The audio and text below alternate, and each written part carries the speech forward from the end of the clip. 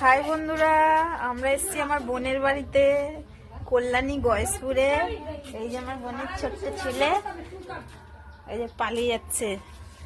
আমি আর পূজা দি এসেছি। এই যে পূজা দি এসে কেলি পড়েছে। আর এমনিতে মাথাটা এমনিতে গরম আছে বন্ধুরা, কারণ এক হতচ্ছাড়া অটোওয়ালার অটোতে বসেছি ভুংচাং বুঝিয়ে। আমরা বলেছি কল্যাণী গয়েশপুরে যাব, দিয়েও একটা হসপিটালে, হার্টের হসপিটালে ঢুকিয়ে না। আরে দাঁড়া না, না শুধু মুখটা। এই যে আমার বোন অসুস্থ, মানে আমি মাসি হব, তাই এসছি বোনকে দেখতে। ওই যে আমি আর পূজা দিয়ে এসছি। শরীরটা ভালো নেই, অনেকদিন ধরে আসবো করছিলাম, আসতে পারিনি।